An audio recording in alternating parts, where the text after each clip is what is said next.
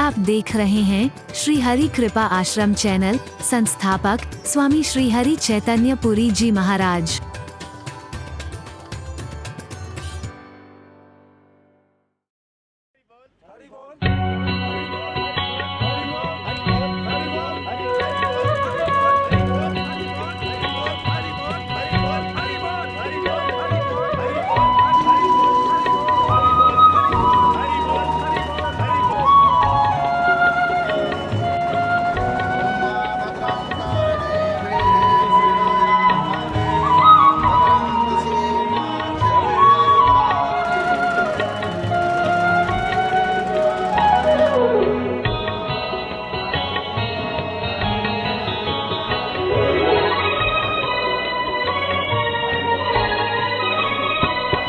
निर्बल के प्राण पुकार रहे, जगदीश हरे जगदीश हरे।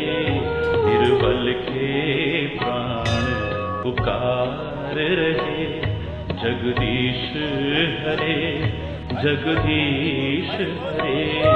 श्वासों के स्वर झंकार रहे, जगदीश हरे जगदीश हरे।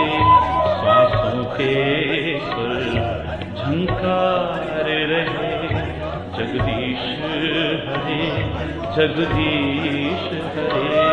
निर्बल के प्राण पुकार रहे।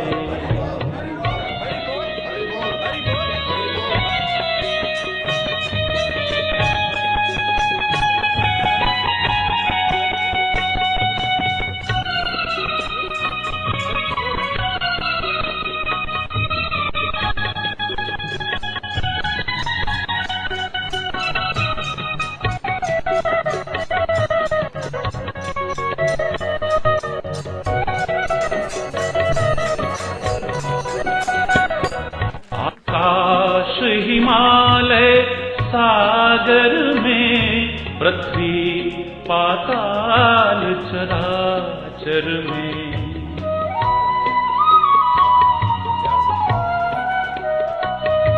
आकाश हिमालय सागर में, पृथ्वी पाताल चराचर में। ये मधुर बोल गुंजार रहे, जगदीश हरे जगदीश हरे। ये मधुर बोल गुंजार रहे, जगदीश हरे जगदीश हरे। निर्बल के प्राण पुकार रहे।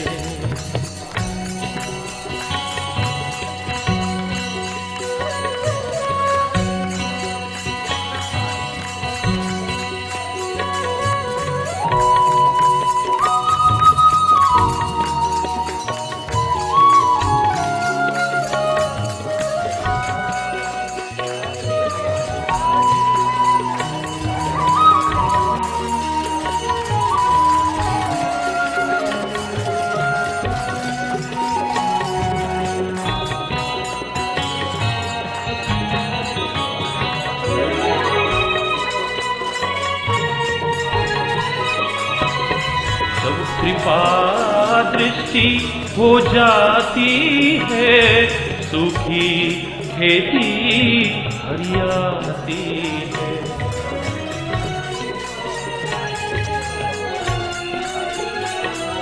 जब कृपा दृष्टि हो जाती है, सूखी खेती हरियाती है। इस आस पे भक्त पुकार रहे, जगदीश हरे जगदीश हरे। इस आस पे भक्त पुकार रहे, जगदीश हरे जगदीश हरे। निर्बल के प्राण पुकार रहे।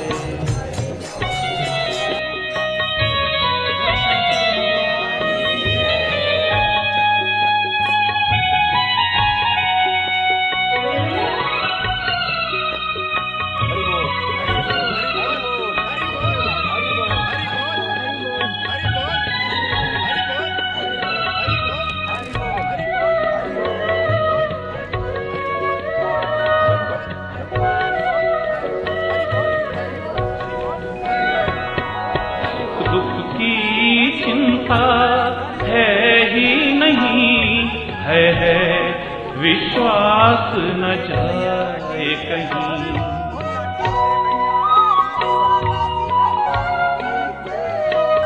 सुख दुख की चिंता है ही नहीं। ओम शांति शांति शांति।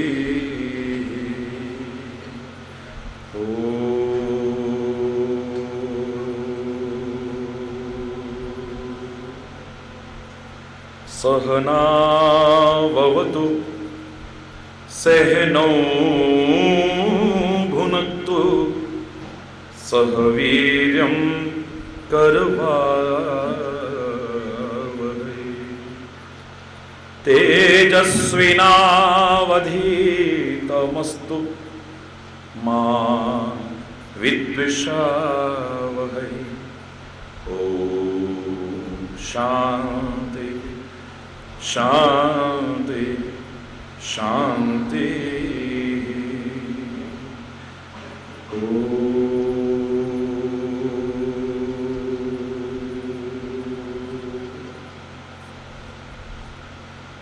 चैतन्य शाश्वतं शांतं व्योमातीतं निरंजनम् नादबिन्दुकलातीतं तस्मै श्री गुरुवे नमः। तस्मै श्री गुरुवे नमः। ओम शांति शांति शांति।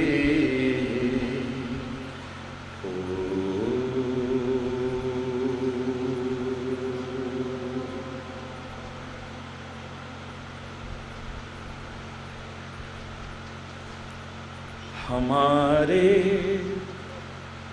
हैं श्री गुरुदेव,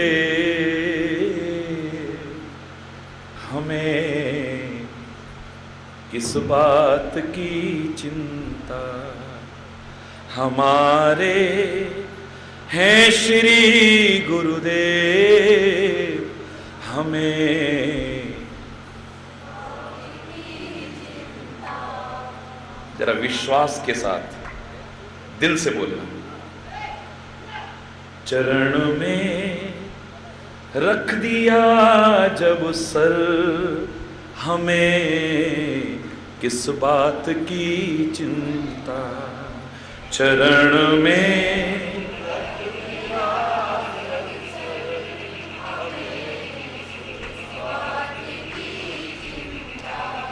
हमारे हैं श्री गुरुदेव, हमें किस बात की चिंता। हमारे हैं श्री गुरुदेव,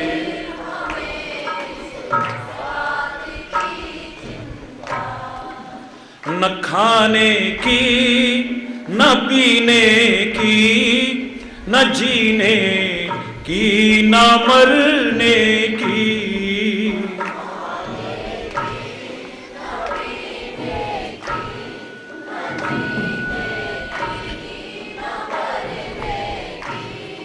मेरे स्वामी को रहती है मेरी हर बात की चिंता। मेरे स्वामी को रहती है मेरी हर बात की चिंता। हमारे हैं श्री गुरुदेव, हमें किस बात की चिंता।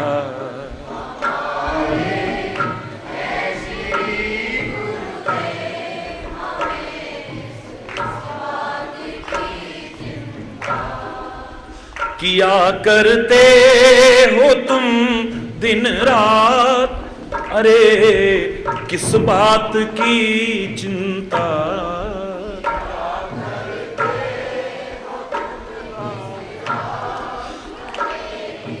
किस बात की चिंता। उन्हीं के हाथ में जब हाथ, हमें किस बात की चिंता। उन्हीं के हाथ में जब हाथ, क्या बात, हमारे हैं श्री गुरुदेव, हमें किस बात की चिंता। हमारे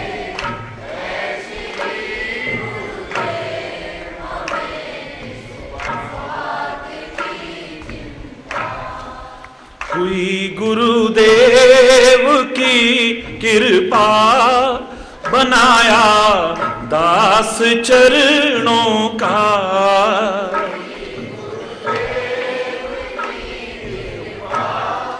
बनाया दास चरणों का, रहे हर श्वास में हरि जी तुम्हारे नाम की चिंता।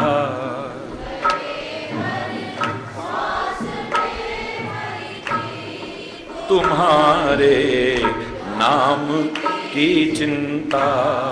हमारे हैं श्री गुरुदेव, हमें इस बात की चिंता। हमारे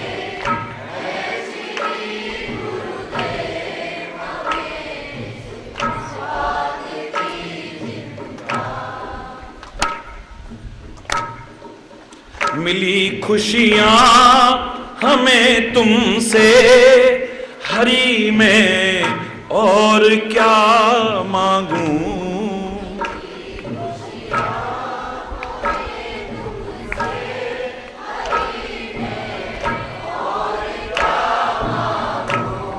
मिली खुशियां हमें तुमसे हरि में, और क्या मांगूं।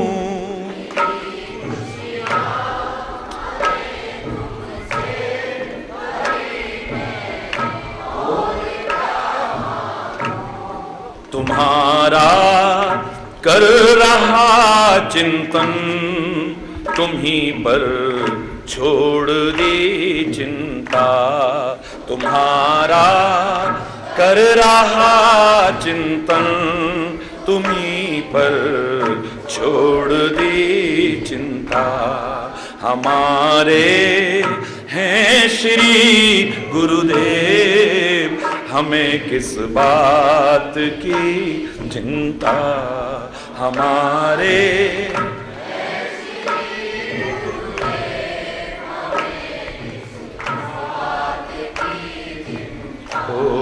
हमें किस बात की चिंता।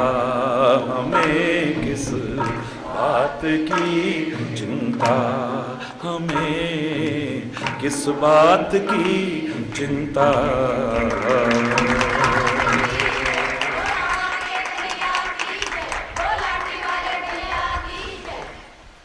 हरि बोल, जोर से बोलेंगे। सौभाग्यशाली हैं आप और हम सभी, ईश्वर की कृपा से ये क्षण हम सबको प्राप्त हो रहे हैं। आज व्यक्ति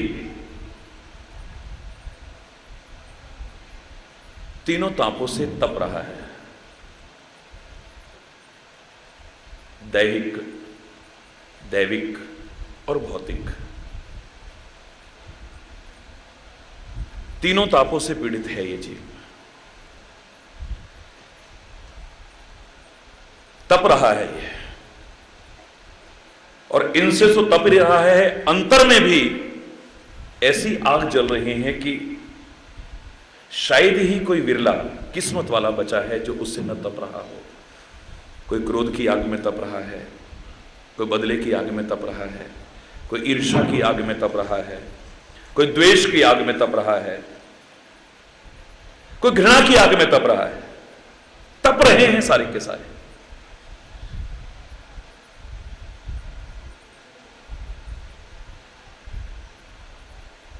बचना भी चाहते हैं लेकिन बच नहीं पा रहे हैं। हरि बोल, जोर से बोला। अगर इन तापों से बचना है, इस तपिश से बचना है, तो मेरे शायद दुनिया में कोई दूसरा और उपाय नहीं हो सकता है। एक उपाय है, वो उपाय है तपने वाले जीव तो सचमुच जैसे तपना चाहिए, अगर ऐसे तप ले तो तेरे सारे ताप अपने आप खत्म हो जाए। तप की ही आवश्यकता है, तप की आवश्यकता है।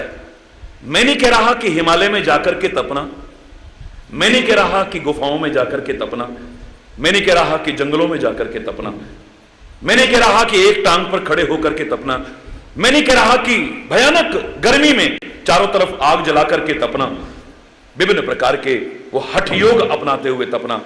हरि चैतन्य आज के समय में इस प्रकार के तपने का भाव कदाचित कम से कम गृहस्थी लोगों के लिए रखने को तैयार नहीं होगा, लेकिन तपने से बचना है तो तपना पड़ेगा आपको।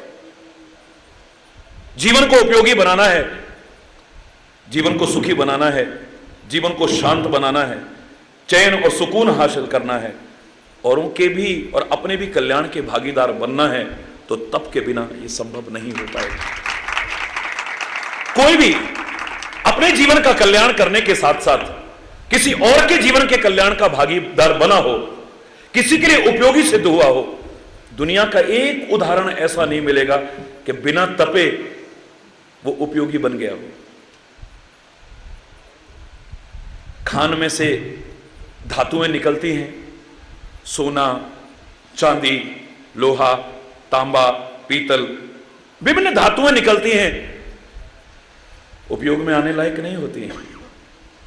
तपाते हैं, पहले तपाते हैं, उसके विकारों को खत्म करते हैं, उसके अंदर जो गंदगी है उसे खत्म करते हैं, उसे शोधित करने की कोशिश करते हैं, सुसंस्कारित करने की कोशिश करते हैं, शुद्ध बनाते हैं उसे। और उसके बाद भी अगर उसका कोई उपयोगी यंत्र बनाना हो, कोई उपयोगी औजार बनाना हो, या कोई उपयोगी वस्तु और पदार्थ बनाना हो, पहले उसे तपाते हैं, तब बना पाते हैं, यूं ही नहीं तपाते। बिना तपे लोहार लोहे का कुछ बना सके, तांबे का कुछ कोई बना सके, सुनार सोने का कुछ बना सके? हरि बोलना, जोर से बोलना। उसके विकारों को खत्म करने के लिए, उसे उपयोगी बनाने के लिए तपाना पड़ता है। ऐ संसार के तपने वाले जीवों, सारे संसार के लोगों से कह रहा हूं, विभिन्न तापों से तप रहे हो। जैसे कहते हो ना, महाराज जी आपको देख के ठंड पैगी। हरि बोल, जोर से बोल। इतना आनंद आया है महाराज जी, हम बयान नहीं कर सकते हैं। मैं हकीकत बता रहा हूं, अगर सच में तपना आपको आ गया, ये सारे तपने तो खत्म हो ही जाएंगे, आपको भी ठंडक मिलेगी और आप दूसरों को भी ठंडक देने लायक बन सकते हो, दूसरों को शांति देने लायक बन सकते हो, दूसरों के लिए उपयोगी बन सकते हो। सागर में कितना जल है, अथाह अगाध जल है, कोई नाप सकता है कितना पानी है उसके अंदर, लेकिन उपयोगी कितना है? हरि बोल, जोर से बोलो। सागर में इतना पानी है, लेकिन हमारे और आपके उपयोग में आने लायक कितना है?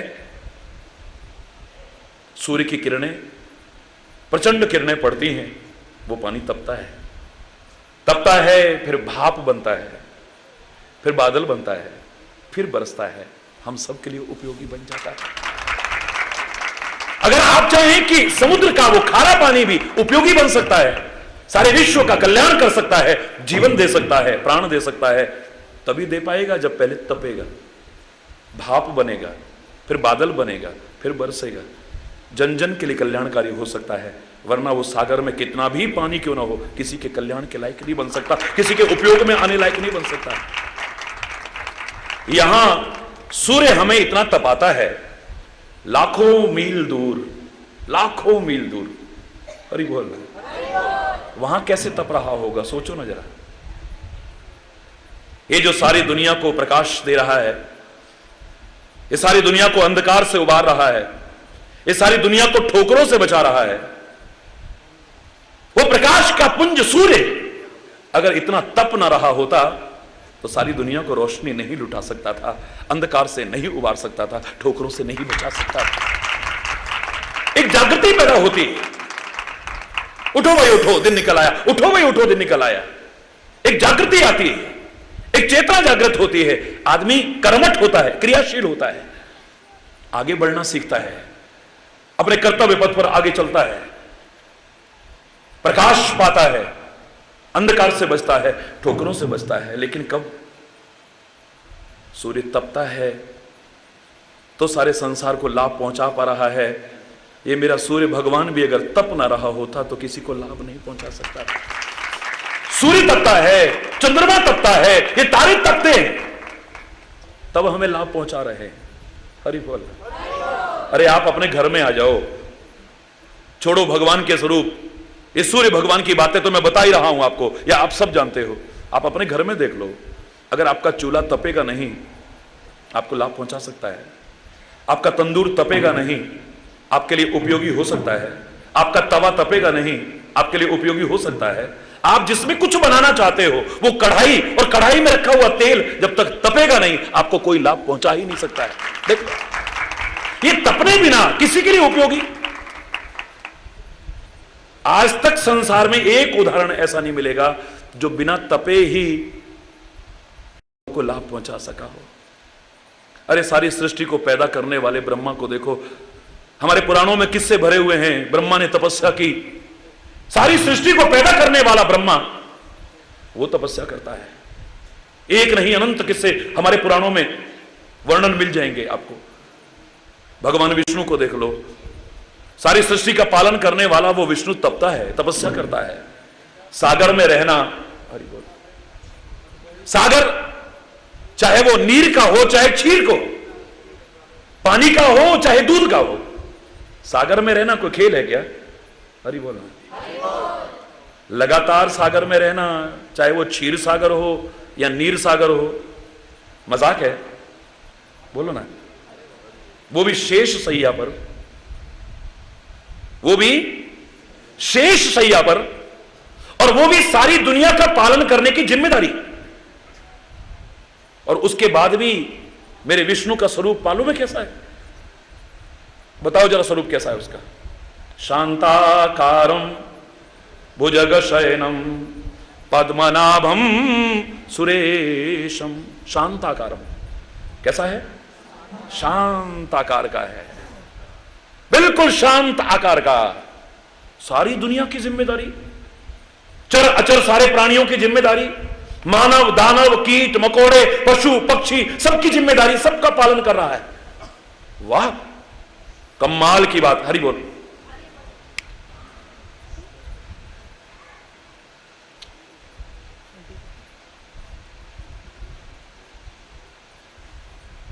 सारी जिम्मेदारी। उसके बाद भी आपको अगर 100-200 आदमी की जिम्मेदारी सौंप दी जाए, बुरा ना मानना, 500-700 आदमी की जिम्मेदारी सौंप दी जाए, 1000-2000 आदमी के पालन पोषण की जिम्मेदारी सौंप दी जाए, मैं उसके पैर छू लूंगा। हरि चेतन जिसके सारी दुनिया पैर छूने को व्याकुल रहती है, वो हरि चेतन तुम्हारे पैर छू ले, अगर तुम फिर शांत रह सको तो। झुंझलाने लगते हो, क्या यार तंग कर दिया, उधर से वो आवाज लगा रहा, उधर ये देखो कि वो देखो, बैठा रहे, अभी आ रहा हूं।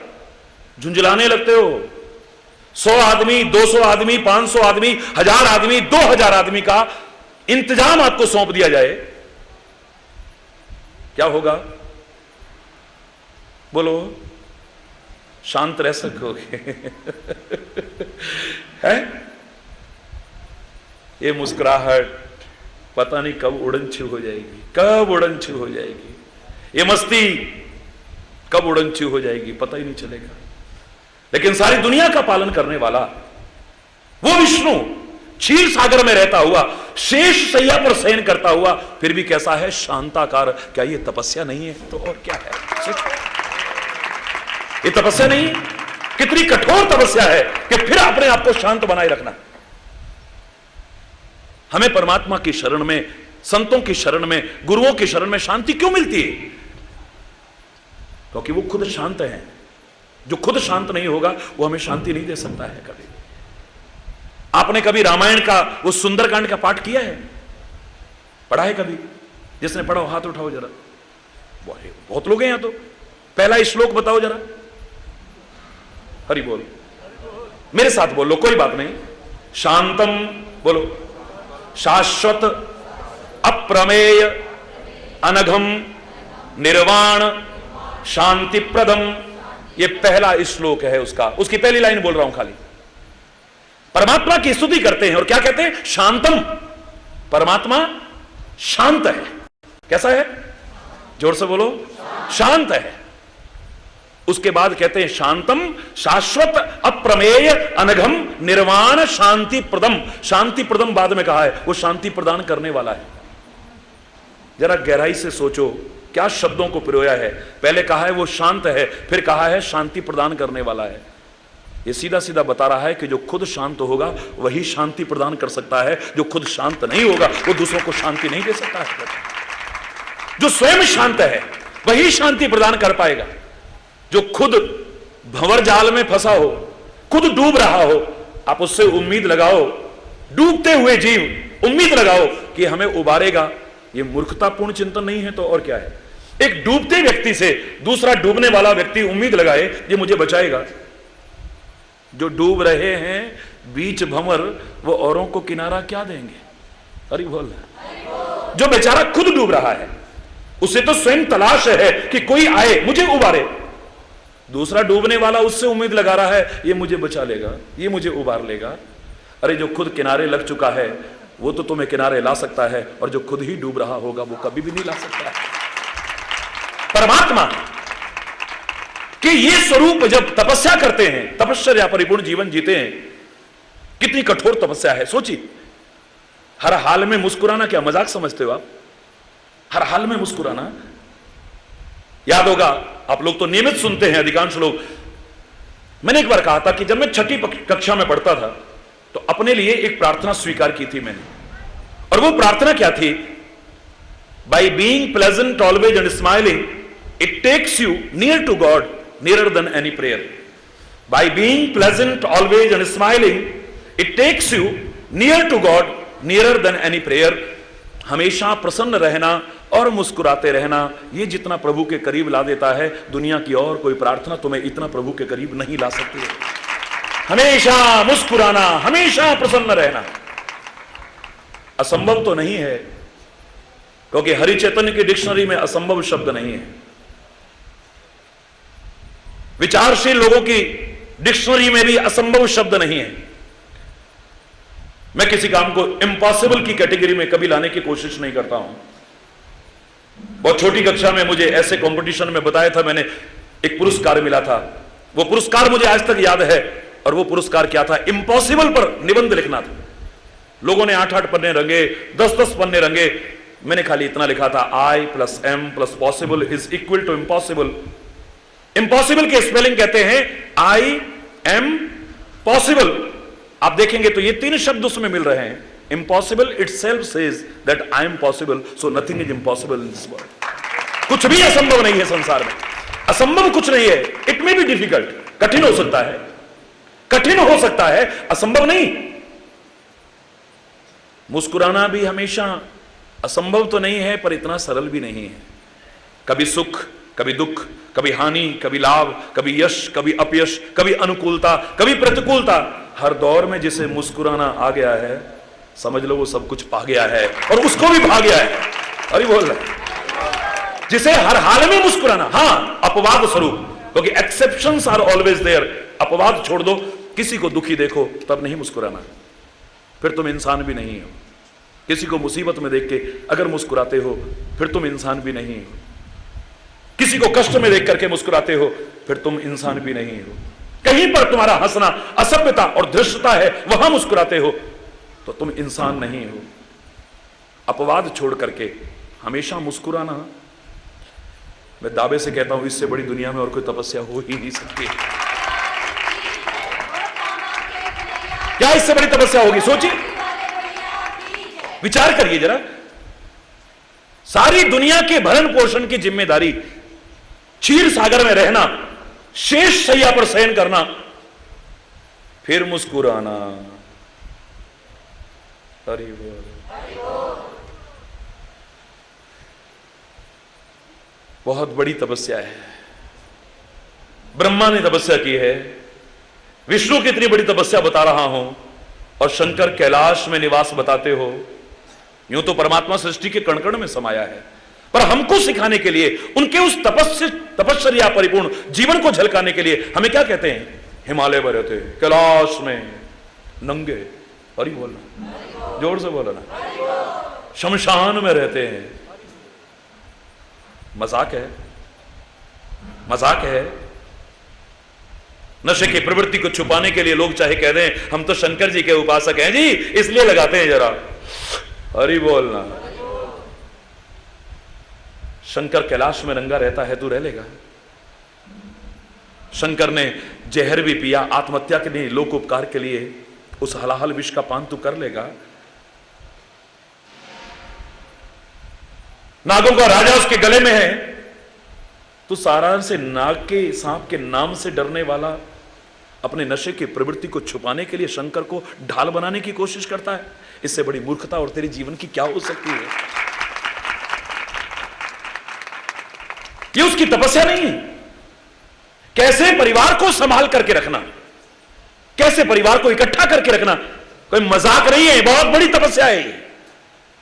हजारों वर्ष एक टांग पर खड़े रहो तो शायद इतनी मुश्किल तपस्या नहीं है, लेकिन ऐसे बेमेल परिवार को समेट के रखना कितनी कठोर तपस्या है। गिने चुने सदस्य हैं मेरे भोले बाबा के परिवार में, पर सब अलग अलग है। खुद शंकर के 5 मुंह, 3-3 आंखें, बेटा कार्तिकेय 6 मुंह वाला, बेटा गणेश हाथी के मुंह वाला, अपनी पत्नी पार्वती दुर्गा अनेक भुजाओं वाली। रूप किसी का नहीं मिलता आपस में, हरि बोल। खान पान किसी का आपस में नहीं मिलता है। बेटे गणेश को लड्डू अच्छे लगते हैं, पार्वती दुर्गा को अनेक प्रकार के पकवानों का भोग लगाया जाता है, शंकर को बेलपत्री वगैरह अच्छी लगती है, किसी को कुछ अच्छा लगता है, किसी को कुछ अच्छा लगता है। आपके घर में कलेश हो जाएगा। गिने चुने सदस्य भी अगर अलग अलग चीजें खाने वाले हो, क्या करें, हमारा तो दिमाग खराब हो गया है। लौकी बनाओ तो इसका मुंह बन जाता है, कद्दू बनाओ तो इसका मुंह बन जाता है, आलू बनाओ तो इसको नहीं अच्छे लगते, क्या करें हम, वही तो सब्जियां हैं सारी की सारी। कलेश होगा आपके घर में। यहां किसी की पसंद आपस में नहीं मिलती। रूप अलग अलग, खान पान अलग अलग, और वाहन, एक चूहे पर सवार है गणेश, मोर पर सवार है स्वामी कार्तिकेय, बैल पर सवार है, नंदी पर सवार है मेरा शंकर, और सिंह पर सवार है मेरी दुर्गा। वाहन भी किसी के आपस में नहीं मिलते। हमारे परिवार में गिने चुने सदस्यों के पास, किसी के पास साइकिल हो, एक के पास स्कूटर हो, एक के पास मोटरसाइकिल हो, एक के पास कार हो, एक के पास और अच्छी कार हो। कोई एक दूसरे को देख करके खुश नहीं होगा? होगा? हरि बोलना। आज अपने अभाव से आदमी इतना दुखी नहीं है जितना किसी के बढ़ते प्रभाव को देख के दुखी हो रहा है।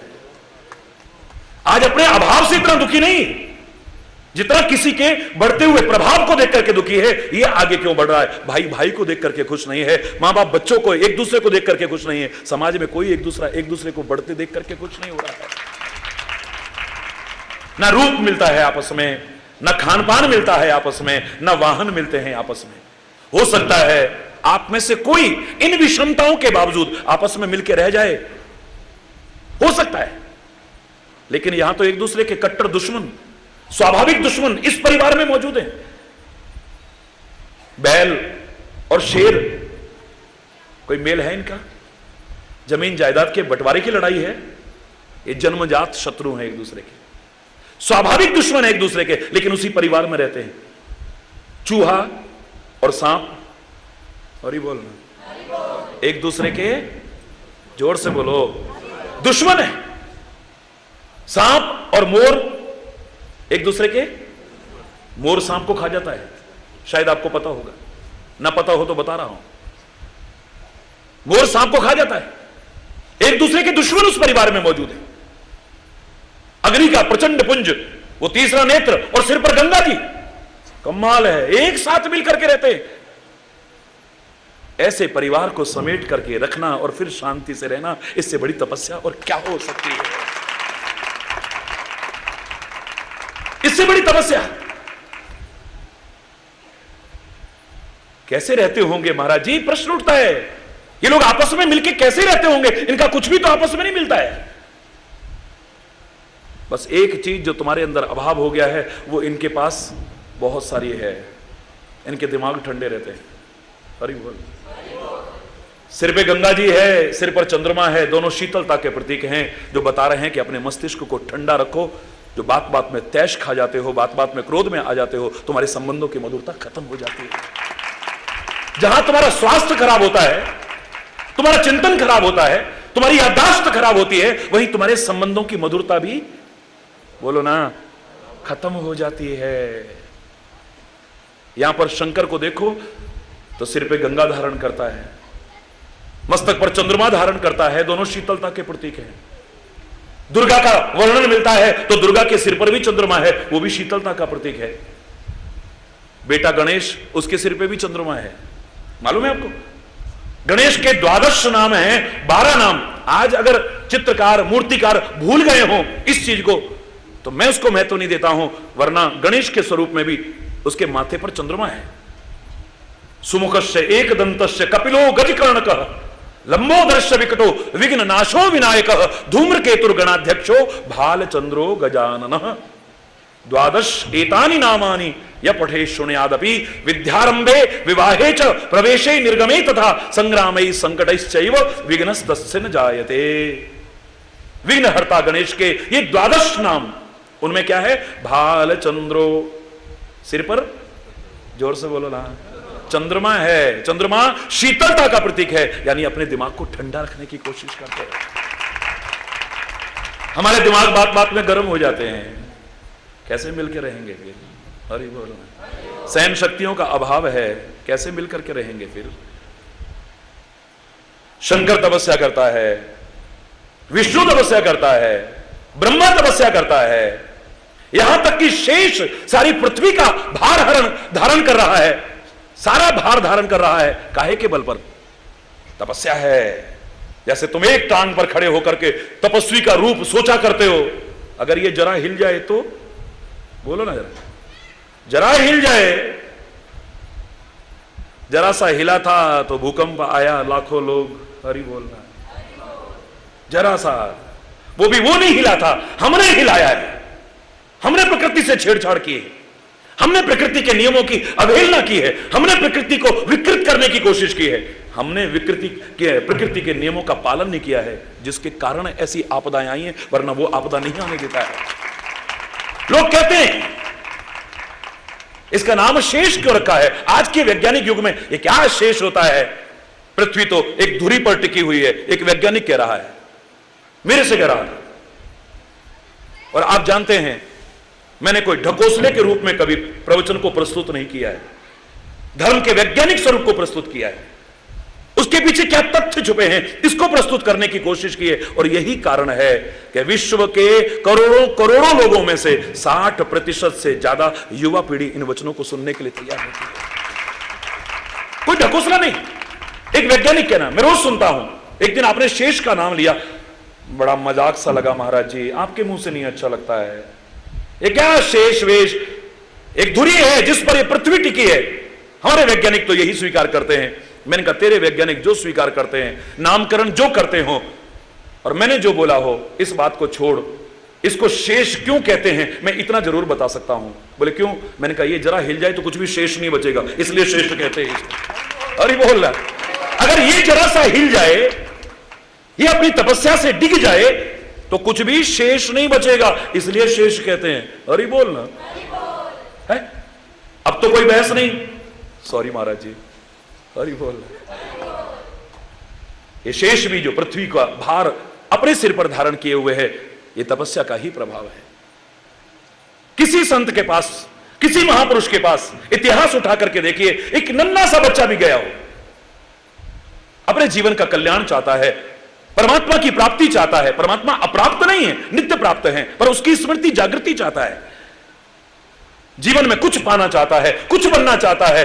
तो मेरे संतों महापुरुषों ने यह नहीं कहा कि बेटा तू छोटा बच्चा है, तू नहीं कर सकता है। बोले नहीं। 5 वर्ष का नन्हा ध्रुव गया नारद के पास में। नारद कहता है बेटा तपस्या करो, तुम क्या नहीं पा सकते हो। 5 वर्ष का नन्हा बालक, तप के प्रभाव से तू क्या प्राप्त नहीं कर सकता है। हे पुत्र तपस्या करो। नन्ही सी पार्वती अभी तो छोटे छोटे बच्चों के बीच खेलती है, इतनी सुकुमार है, तपस्या के लायक उसकी आयु नहीं है। लेकिन नारद जी कहते हैं हे पुत्री, अगर तू शंकर को पाना चाहती है तो एक ही तरीका है, बस तपस्या करो, शंकर प्रसन्न हो जाएगा, तेरे को मिल जाएगा। तपस्या के अलावा और कोई तरीका नहीं। जिसने कुछ पाया है, जिसने अपने जीवन को उठाया है, जिसने अपने व्यक्तित्व का निखार किया है, मैं दावे से कह रहा हूं तपस्या के अलावा दूसरा कोई तरीका मुझे नजर नहीं आता है। गुरु गोविंद सिंह जी महाराज से जब ये कहा कि आप आज इस लायक, सारी दुनिया आपको भगवान का रूप मानने को तैयार है, यद्यपि वो महापुरुष इतना निरभिमानी कहता है ना भाई ना, मैं हूं परम पुरुष को दासा, देखन आयो जगत तमाशा। और मैं यहां तक कह रहा हूं जे मोको परमेश्वर उचरे, मैं तो उसका दास हूं, इस संसार का तमाशा देखने आया हूं। क्योंकि जिनके अंदर कुछ होता है वो अकड़ नहीं करते हैं, अभिमान नहीं करते हैं, वो तो और भी विनम्र हो जाते हैं, वो और भी सरल हो जाते हैं। लेकिन किसी ने पूछा हे गुरु गोविंद सिंह जी महाराज, आपने इतना कुछ हासिल किया है, आप यहां तक पहुंचे हैं जहां आप भगवान का रूप नजर आने लगे हो, ये काहे के बल पर? तो गुरु गोविंद सिंह जी महाराज ने बताया कि पूर्व जन्म में मैंने तपस्या की है। आज जहां आप वहां जाते हो, जाकर के बद्रीनाथ के पास हेमकुंड साहब के दर्शन करते हो, अपनी भावना से आपने वो सप्त श्रृंग जो उन्होंने वर्णन किए वहां पर जाकर के देखते हो, तो गुरु गोविंद सिंह जी महाराज कहते हैं जो मैंने पाया है ये तपस्या के बल पर पाया है, किसी और चीज के बल पर नहीं पाया। तुम तपते हो क्रोध से, तुम तपते हो ईर्ष्या से, तुम तपते हो द्वेष की आग से, बदले की आग से, और पता नहीं काहे काहे से, या जीवन सही नहीं रखते तो बुखार से, या किसी भी चीज से, या कुछ बन नहीं पाते हो तो सड़क पर पत्थर तोड़ते हो, तपते हो। अरे बोलना, ये अगर पहले तपस्या कर ली होती, थोड़ा कष्ट उठा लिया होता। बच्चों से क्या कहते हो, बेटा आज अगर कष्ट उठाओगे ना तो कल मौज करोगे, और आज मस्ती मारोगे तो फिर कल देख लेना तुम्हारा जीवन कैसा होगा। तपते हो, और इस तपने में तुम्हें दुख होता है, सुख नहीं होता है। इस तपने में तुम्हारी हानि होती है, लाभ नहीं होता है। इस तपने से तुम विचलित हो जाते हो, अडिग नहीं रह पाते हो। लेकिन मेरे गुरु तेग बहादुर को देखो, गुरु अर्जुन देव को देखो, महावीर स्वामी को देखो, कील तक ठोक दिए हैं। हरि बोलना, जोर से बोलो ना। ईसा मसीह को देखो, बड़े बड़े संतों को, बड़े बड़े महापुरुषों को, बड़े बड़े अवतारों को देखो। तपस्या के महत्व को उनके जीवन में भी आप स्पष्ट देख सकते हैं, उसके बिना उन्हें कुछ नहीं मिला है। तपे हैं पहले। हमारे शहीदों ने जो तपस्या की है, जिसके बल पर आज हम यहां बैठे हैं, जिसके बल पर हमें आजादी मिली है। हालांकि आजादी के मायने अभी हमने गलत लगाए हैं, बहुत गलत लगाए हैं। हमने आजादी का मतलब कुछ गलत समझ लिया है। चाहे जिससे बोल दो हम आजाद हैं, चाहे जहां कब्जा कर लो हम आजाद हैं, अपनी गाड़ियां चाहे जहां खड़ी कर दो हम आजाद हैं, अपने घर का कूड़ा निकाल करके गली में फेंक दो हम आजाद हैं। हम चाहे जैसा जीवन जिए आजाद हैं। आजादी के मायने ये नहीं थे। मुझे तो लगता है एक आजादी तो हमने पाई, लेकिन असली आजादी के जो मायने हैं अगर उनको ना पाया तो हमारी आजादी अभी भी अधूरी मानी जाएगी। उन शहीदों ने इतनी कुर्बानियां दी हैं, उनकी कुर्बानियों को हमने व्यर्थ नहीं जाने देना है, उनके बलिदानों को हमने व्यर्थ नहीं जाने देना है। सोचें हम, क्या हम आजादी के सही मायने समझें? बड़ा तपे हैं वो लोग, तब तुम्हें आजादी दिला पाए हैं। बहुत तपे हैं, कितने कष्ट उठाए हैं उन्होंने। तपने का जो तुम सीधे सीधे अर्थ लगाते हो, ऋषि मुनियों ने तपस्या की, संतों महापुरुषों ने तपस्या की, क्या अर्थ लगाते थे आप? धूप सहते थे वो, बारिश सहते थे वो, गर्मी सहते थे वो, भूख प्यास सहन करते थे वो, दुनिया के ताने सहन करते थे वो, भली बुरी सबकी सुन लीजिए, कर गुजरान गरीबी में, मन लागो मेरो यार फकीरी में। पता नहीं क्या कुछ नहीं उनको सुना पड़ा, क्या कुछ नहीं सहना पड़ा है, कितने कष्ट सहे हैं, तब जाकर के तपस्या का जो निचोड़ निकालोगे आप, तपस्या का जो सार निकालोगे, कष्ट सहना, सहन करना, सहन शक्ति का यहां पर दर्शन होगा आपको, और कुछ नहीं। जिसने भी पाया है, मैं तो कह रहा हूं भगवान श्री राम, जंजर के आराध्य देव भगवान श्री राम,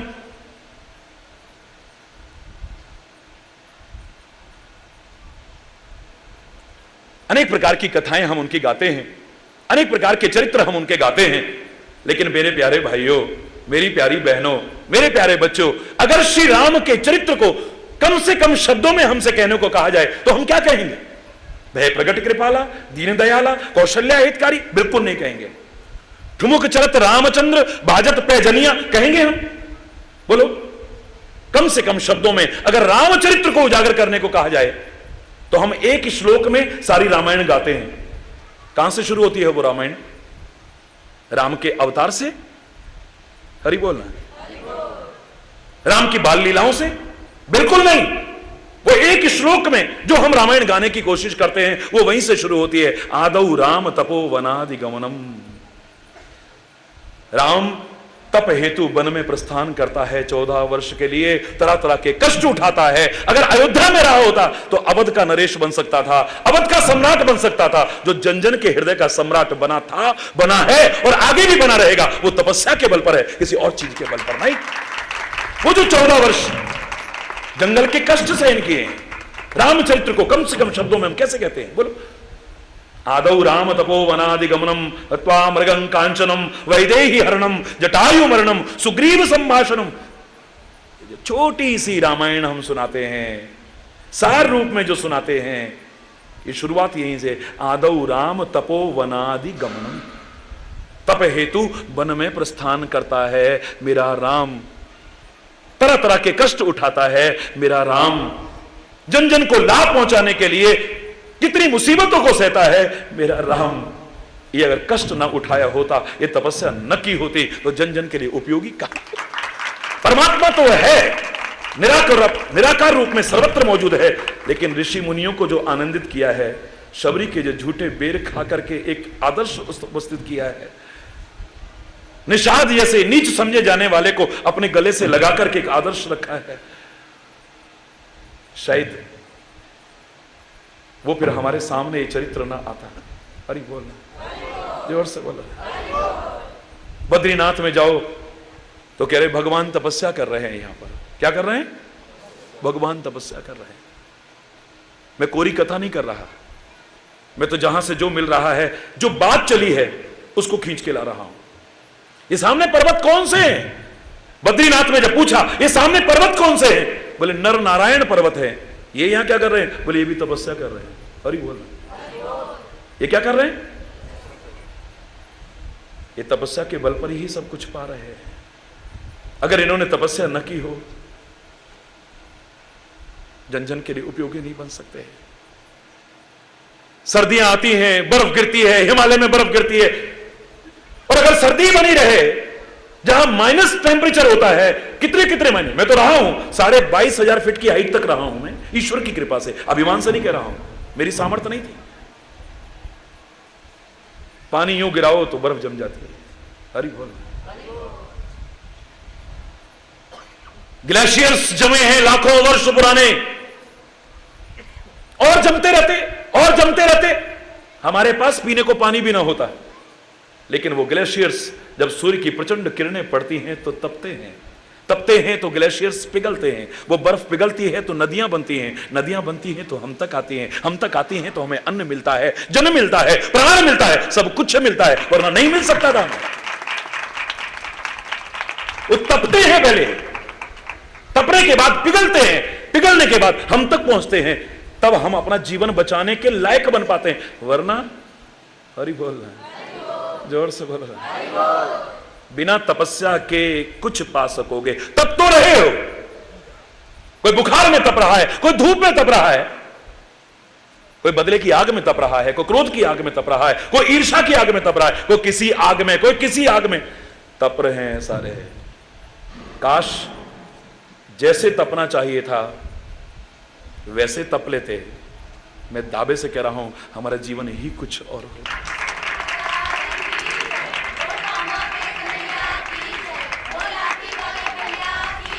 अरे बोलना, जोर से बोलना। क्या है तपना? 2 दिन का यह मौका मिला है, इन 2 दिन के मौके में मैं आपको बताऊंगा। उस तपिश से अगर बचना है तो तपना सीखो जरा, जिस तरह से तपना चाहिए, जिस तपने से वो ताप तुम्हारे दूर हो सके, तीनों ताप दूर हो सके, और ये जो ताप अंदर जल रहे हैं इनसे बच सको, खुद भी अपना जीवन का कल्याण कर सको और औरों के लिए उपयोगी बन सको। मैं बताता हूं, ईश्वर की कृपा से बताता हूं, अपने ऋषि महर्षियों का, अपने वेद पुराणों का, अपने ग्रंथों का निचोड़ बताता हूं। इन सारी तपस्या के क्रम को देखोगे, इसका जूस निकाल लो, सार निकाल लो, सहना शब्द आएगा। क्या आएगा? सहना।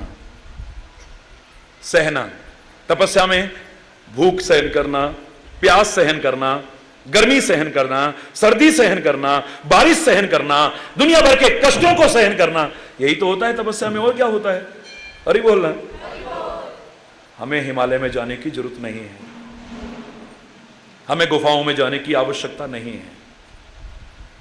मैं गया हूं और मैंने जाके देखा है, वहां जाकर के ही तुम्हें सब कुछ मिल जाएगा, मुझे नहीं लगता है। अनुभव बता रहा हूं, खुद देखा हुआ अनुभव बता रहा हूं। क्योंकि तुम घर छोड़ करके तो चले जाओगे वहां, लेकिन मन को छोड़ के कहां जाओगे? और मन को जब साथ ले जा रहे हो तो मन में जो विकार हैं, जो दोष हैं, जो कमियां हैं, वो भी वहां गई, तो वहां भी जाकर के तपते ही रहोगे। ना शांति मिलेगी बल्कि दूसरों को भी अशांत करोगे। हिमालय में भी खुद अशांत हैं बहुत से लोग और दूसरों को भी अशांत करते हैं। कई लोग ना खुद शांत रह सकते हैं, ना दूसरों को शांत रहने देते हैं। मंदिर में आकर के, मस्जिद में आकर के, गुरुद्वारे में आकर के, चर्च में आकर के, सत्संग में आकर के बड़ी शांति मिलती है, पर सबको मिलती होती तो बात ही कुछ और होती। अरे बोलना। बहुत से ऐसे हैं जो यहां आकर के खुद भी अशांत रहते हैं और औरों को भी कुछ ऐसा बोल जाएंगे, कुछ ऐसा कह जाएंगे, अब मंदिर में ही झगड़ा हो गया। हरि बोल, जोर से बोला, जोर से बोला। यहां पर नहीं, हिमालय में भी चले गए हैं, लेकिन मन तो वहां पर साथ है ना। मन के अंदर जो विकार हैं, जो कमियां हैं, वो तो साथ लेके गया है ना। जो लालच है वो भी साथ गया है, सारा कुछ। उस भजन की पंक्ति याद आती है, वो भजन था, तोरा मन दर्पण कहलाए रे, तोरा मन, ऐसी था, भले बुरे सारे कर्मों को, भले बुरे देखे और दिखाए, तोरा मन दर्पण कहलाए रे, तोरा मन दर्पण। मन ही देवता, मन ही ईश्वर, मन से बड़ा न को, मन ही देव,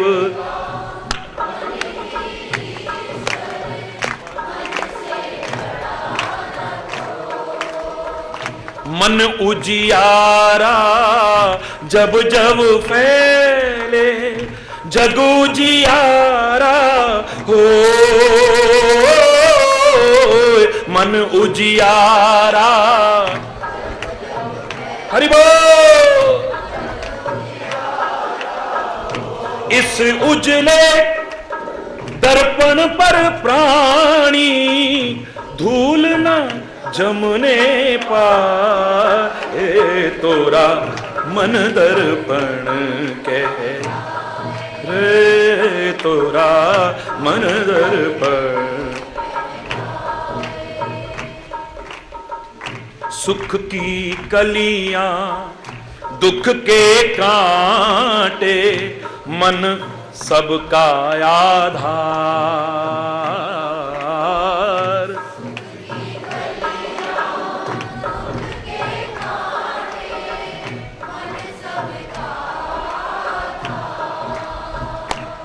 हल्का हल्का हरि बोल। कांटे मन सबका आधार, सुख की कलियां दुख के कांटे, मन सबका आधार। मन से कोई बात छिपे ना, मन के नयन हजार हो।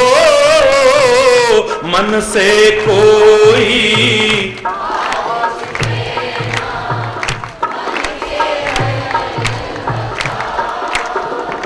जग से कोई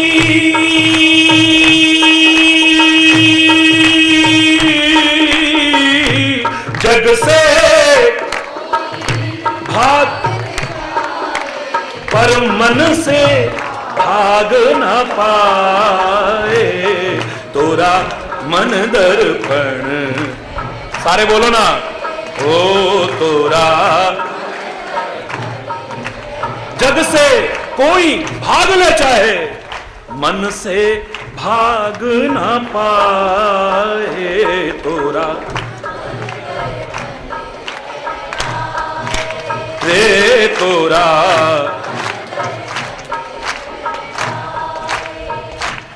मन से भाग न पाए, जग से तो भाग लिए। गुरुवाणी में गलत नहीं कहा है, कितने प्यारे शब्द हैं। तुम सोचते हो कि सुख तुम्हें गृहस्थ में मिलेगा, तुम सोचते हो कि घर बार छोड़ने में मिलेगा, बिल्कुल भ्रम में हो तुम। ना सुख विच गृहस्थ दे, ना सुख छट गया। हरि बोल। ना सुख विच गृहस्थ दे, ना सुख छट गया, सुख है विच विचार दे, संता शरण पाया।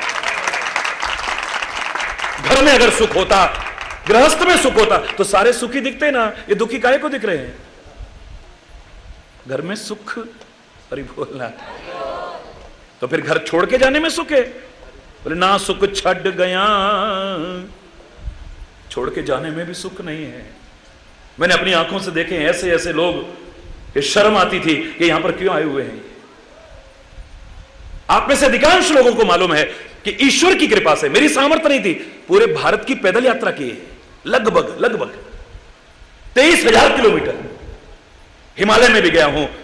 और हिमालय की यात्रा में एक बार एक दृश्य देखा। काफी लोग हमारे साथ चल रहे थे। देखा कि दो संत वेशधारी संत नहीं, संत वेशधारी आपस में लड़ रहे थे, लहूलुहान हो रहे थे, गाली गलौज कर रहे थे।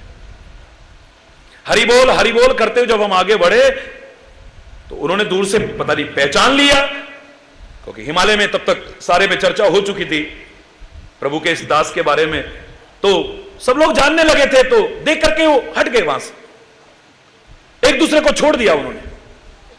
मैं पास में गया तो उन्होंने प्रणाम भी किया। मैंने इतना पूछा, मैंने कहा आपस में क्यों लड़ रहे हो? उन्होंने जो किस्सा सुनाया बताने में शर्म आ रही है। जिन्होंने घर छोड़ दिया, परिवार छोड़ दिया, सब कुछ छोड़ दिया, हिमालय में आकर के तपस्या कर रहे हैं, वो लड़ रहे थे किस बात पर मालूम है?